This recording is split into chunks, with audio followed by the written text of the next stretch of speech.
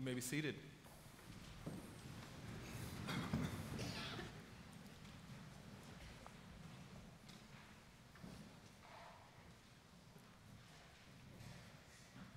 People of the world, let's get it started. Everyone has got a role to play. There's no need to feel helpless or disheartened. Where there is a will, we can make a way. People of the world, we have the power to bring about the world that ought to be. We really are the heroes that we long for. We only need to fight and we'll be free. Maybe.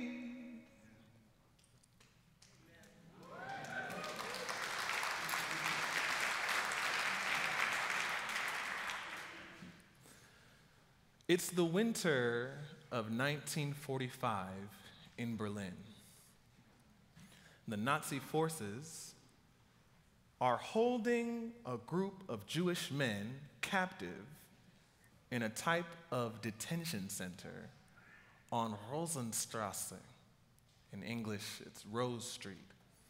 It's not a concentration camp, it's like a stop along the way. Outside, there's a group of women, a crowd. "Give us back our husbands," they yell. "Give us back our husbands." At first, the Nazi soldiers try to ignore them. The women go to work. They come back after work. "Give us back our husbands. Give us back our husbands." After 2 months of gathering in the cold and in the snow, that little group of women has grown to about 200. At this point, the soldiers point their guns at the crowd and tell them if they don't disperse, they're going to open fire. But this makes those women cry all the louder. "Give us back our husbands. Give us back our husbands. Give us back our husbands." And eventually, those soldiers let the men go. The Rosenstrasse protest is the only mass demonstration of its kind that happened in Germany under the Third Reich, leaving us to wonder, what would have happened if the entire nation had behaved like those women? In the background of today's text from Exodus are the seeds of a revolution against a genocidal apartheid state, beginning with the civil disobedience of a few Hebrew women. I don't think we often appreciate the conflict situation the Exodus writer describes when they convey the plight of Hebrews in this story.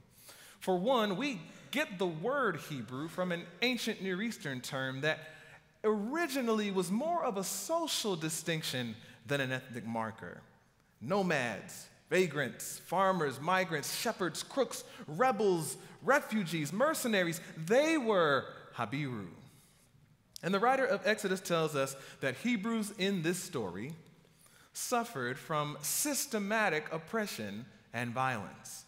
They suffered the erasure of all Hebrew contributions to that ancient Egyptian society. You might remember in the beginning of the Exodus story, we're told that a king comes to power that did not know Joseph, which was a prominent figure. This would be like a president that had never heard of Alexander Hamilton, which we probably have a president that's never heard of Alexander Hamilton. But you get how ridiculous that would have been 4 years ago. A stigma of danger from a royal propaganda campaign had been laid on the people from which the imagination of that ancient society had never recovered. A policy of de facto segregation was laid upon them that relegated the Hebrew people to a little region called Goshen, the Bible's first ghetto, a system of forced labor as a form of population control was placed upon them.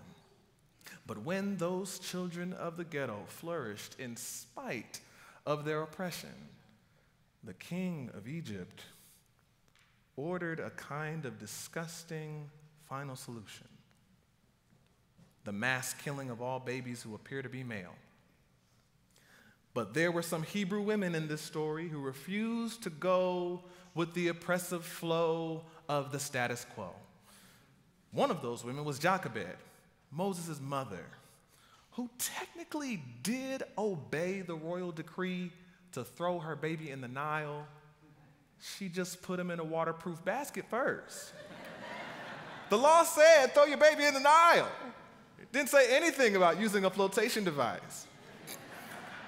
So Pharaoh's daughter found baby Moses and raised him in the palace, and so Moses lived as an Egyptian prince until he found out who he really was. And he was exiled from Egypt for trying to advocate for his people when he turned about 40. And after 40 more years of living in exile, Moses encounters a God who lives in the margins. And that margin-dwelling God tells him that a spectacular intervention on behalf of the Hebrews in Goshen is underway. God invites Moses to participate in that spectacular intervention, saying that God has seen the affliction of the Hebrews, that God has heard their cry, that God has felt their pain, and that God has come down to rescue them. Now, at this point, Moses might be thinking, well, thank you so much for your vulnerability, but why are you telling me this? But before he can decide whether that question is appropriate or not, God says, now you go and tell Pharaoh to let my people go. It's such an interesting thing. God says, I have come down to rescue the Hebrews. Now you go. But in the Christian scriptures, God often invites people to be collaborators in creating goodness and confronting chaos. So it's no surprise that God is tapping Moses on the shoulder in this story and basically saying, hey, so there's a revolution going on in Egypt. Your mama kind of started it a little bit. I'm about to take it to the next level. You want to come?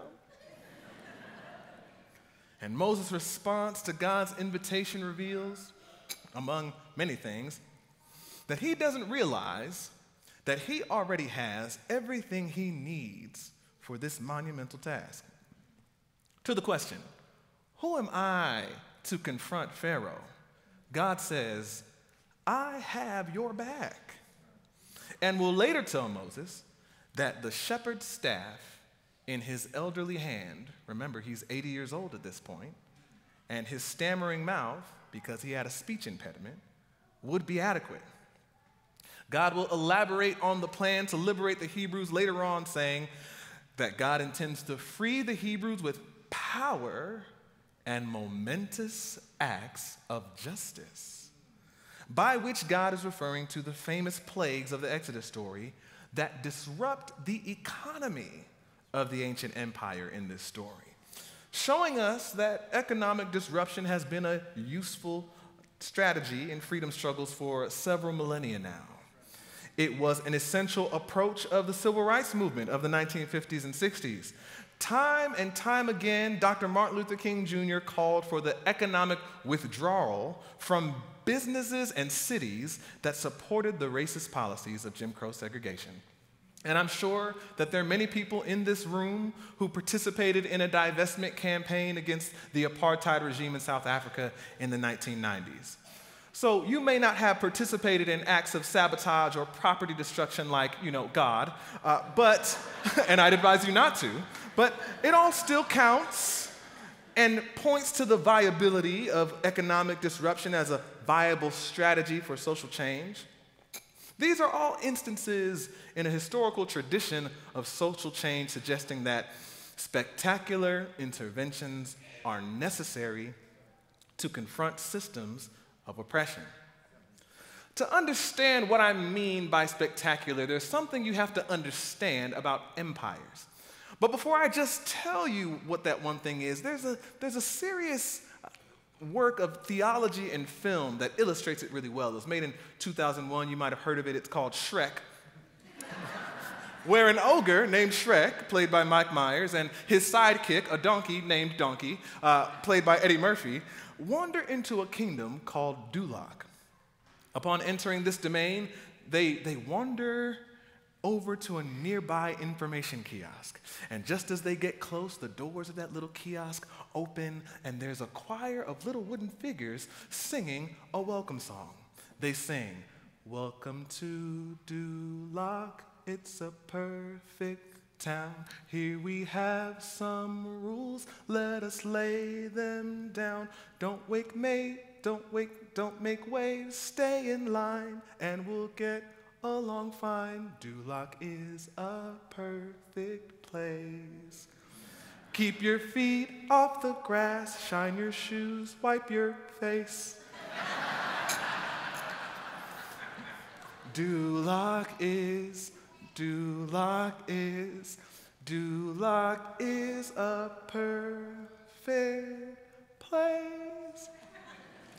Meanwhile, give it up for Duloc, I guess. Meanwhile, unbeknownst to our heroes, the Prince of Duloc is torturing the gingerbread man to get information out of him in a secret dungeon. The one thing you must understand about empires is that they often tell stories about themselves. And by stories, I mean lies. The big lies of empire become its dominant story, meant to hide the routine violence of that society and evoke a default posture of consent within the general population. For example, the dominant story in Nebuchadnezzar's Babylon was that Nebuchadnezzar had been appointed by the gods to be a divine gardener. And so everyone that would be subjugated under Babylonian rule would be nourished by being conquered by him. Meanwhile, the Babylonian imperial forces were razing places of worship to the ground and forcing prisoners of war into exile. The dominant story in Caesar's Rome was Pax Romana, the peace of Rome. The idea that the whole world would only know peace if they were ruled by Caesar. But the so-called peace of Rome was implemented by an army, sacking cities, burning countrysides, and torturing would-be revolutionaries. And we know the stories America tells about herself, about how we're the greatest nation in the world, land of the free, a paragon of democracy. Meanwhile, we've been bombing innocent people on the other side of the world for years and backing dictatorships in the developing world, not to mention criminalizing black and brown migrants who rush to our borders, running from messes that we created ourselves. Also, we hold Puerto Rico as a colony, refusing to provide her with meaningful aid in the devastating wake of Hurricane Maria and the recent earthquakes. All of this not to mention our leadership in ecological catastrophe from our stubborn investment in fossil fuels, not to mention a global revival of overt white supremacy. And empires are adept at keeping our attention and imagination so focused on what Guy Debord calls their self-portraits of power, Rome's peace, Nebuchadnezzar's green thumb, America's so-called greatness. Duloc is a perfect place, that we find ourselves separated from one another and from what's really going on in the world. In a phrase, it's something kind of like a dream state. Historically, social justice advocates have fought to break the dream state through engaging in spectacle. By spectacle, I mean symbolic actions that are meant to interrupt the big lies of our society and demand people's attention. For example, one of the oldest lies of white supremacy is that black people are inherently uncivilized brutes. In the 1960s, some civil rights activists exposed this lie through demonstrations like the lunch counter sit-ins. Let me be clear. I believe that people have the right to defend their bodies when they're under attack. But these particular activists chose to maintain nonviolent discipline. So, and in fact, it seemed that they courted white supremacist violence in order to attract media attention to the destructive, antisocial behavior of racist Southern whites. When the cameras were rolling, they showed well-dressed black students and ministers and elderly people being spat upon, bitten by dogs, beaten, and sprayed with water hoses for doing nothing more than trying to peacefully order a hamburger. But that spectacle exposed the true perpetrators of savagery and brutality in the South. The actions of those civil rights activists were not so different from the ancient Hebrew prophets, who also engaged in spectacle to confront the big lies of their societies and bring attention to God's self-identification with the marginalized. We don't talk about it a whole lot, but the prophet Isaiah walked around about 3 years naked, and Jeremiah walked around the streets of Jerusalem with an ox yoke on his shoulders. One morning, the prophet Ezekiel packed a bag, put on a blindfold, and dug a hole through a wall to climb through it. Each of them performing these actions to disrupt the dream state and get their neighbors to attend to issues of poverty and inequity in their society. It's not so different from Jesus walking into the temple one day and driving out the money changers with a makeshift whip because of their treatment of poor people. It's not so different from Gandhi's famous Salt March, where millions of ordinary Indian citizens made their way to the seashore to defy the British law prohibiting them from making salt. It's not so different from youth climate activists in Cologne, Germany, who set up a gallows in the middle of the street and hung nooses around their necks and stood on large blocks of ice to communicate the reality of global warming. It's not so different from Black Lives Matter activists filling the streets and blocking traffic saying, say his name, J.R. Thomas, say his name, Eric Garner, say his name, Trayvon Martin, say her name, Sandra Bland, say her name, Rekia Boyd, say her name, Corinne Gaines, say their names. All historical indications to suggest that if we really want to make a difference in the world, we're probably going to have to make a scene. But what I'm talking about is more than speaking truth to power. And this is where a lot of liberals and progressives and moderates seem to be misled. The structures of oppression won't crumble just because we express anti-oppressive values. To see the kinds of changes we need in our society, we need more than expressive politics. We need an intervention. When I say intervention, I mean, okay, well, let's say you witness a mugging. Do you think you can stop the robber by yelling after him, I disagree with you. Stealing is wrong. You're a bad person. To paraphrase theologian Dietrich Bonhoeffer, we have to drive a stake into the wheels of injustice, to jam them, lock them, put a boot on them. But it doesn't seem that ordinary people generally understand that, like Moses, we have what we need to get the job done. We do have power. Dr. King once simply defined power as the ability to achieve purpose. It's the strength required to bring about social, political, and economic change. And usually we think that power resides at the top of the hierarchies in our society. But Dr. King understood that power resides with the people. And to make sure you never forget it, we're going to play a little game. You might be familiar with it. It's called Simon Says. You with me? Okay. So if you never heard of it, the game is very simple. All you got to do is do what Simon says. If you understand, say yeah. All right. Okay, so why don't we start playing right now? Okay, everybody put your right hand on your ear. Simon did not say so. Y'all lose. Gotta pay attention. Okay, so Simon says, put your hand on your ear. Simon says you can put it down. Simon says, clap 3 times. Simon says, say your first name. Simon says, punch your neighbor as hard as you can in the stomach. Simon says, punch your neighbor as hard as you can in the stomach. Okay, well, let's talk about it. If power is the ability to achieve a purpose, who has the power in the game we just played? That's right. Because Simon wanted to see some people get punched in the stomach, and nobody did.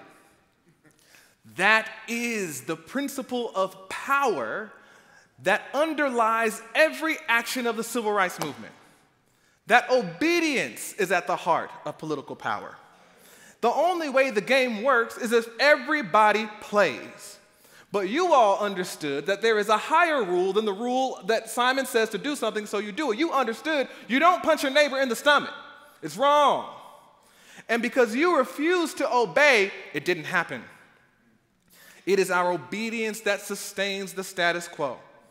And if our obedience is the stuff holding the oppressive algorithm of our society together, then we can dismantle that arrangement by our mass defection and begin to create a new normal. But that power that you just experienced in that game has to be organized, and it has to be aimed somewhere. It is that power that the civil rights demonstrations activated when they refused to ride those Montgomery buses, delivering a blow to the racist transportation system and mobilizing more people into the movement and building popular support. Through the sit-ins and march-ins they undermined the legitimacy of the Jim Crow system and its violence. These are interventions. And this is why Dr. King reminds us in the clip that we heard earlier that freedom only comes through persistent revolt, through persistent agitation. He echoes the iconic abolitionist Frederick Douglass, who once famously said, "If there is no struggle, there is no progress." Those who profess to favor freedom and yet depreciate agitation are people who want crops without plowing the ground. They want rain without thunder and lightning. They want the ocean without the awful roar of its many waters. It's those women who stood outside of Rosenstrasse in the cold, demanding to be reunited with their husbands. It's their husbands defying the orders that they must ignore their wives. It's the soldiers putting down their guns and saying, "I'm not firing on a bunch of unarmed women."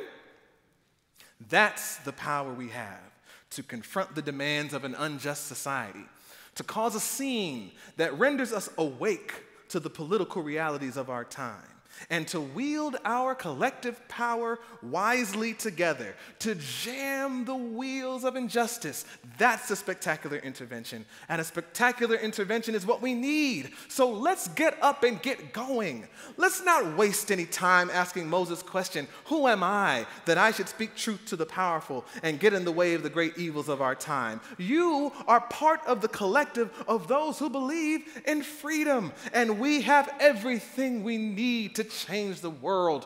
We have each other. And we have that revolutionary spirit on our side that we call God, who puts the impulse to fight for what is right in our hearts, who fills us with faith and hope and imagination to envision the world that ought to be, and helps us to endure the perils of seeking justice. God invited Moses to participate in a spectacular intervention because God knows that spectacular interventions are often necessary to stop the everyday patterns of violence and dominance in a society. And a spectacular intervention is necessary to deal with the overlapping systems of dominance and violence in our society. To do away with the dehumanizing delusion of white supremacy that destroys the possibility of true democracy, we need a spectacular intervention. To untie the lies of patriarchal dominance, we need a spectacular intervention. To banish the phobias that lead to the breaking of the bodies of LGBTQ people, especially Black trans women, we need a spectacular intervention. To put down the policies that perpetuate poverty, we need a spectacular intervention. To disrupt the forces that burn down forests, that grease the wheels of the war machine, with the blood of indigenous people and foreign oil, that devour the future for our children and leave millions of animals homeless. We need a spectacular intervention, and we need to do it. The cavalry is not coming from someplace else. It has to be us. It has to be you.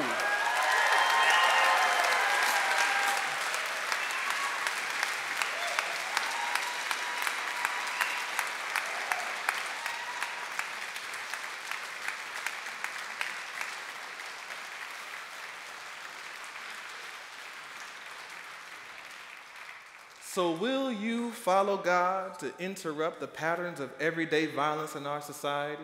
Yes.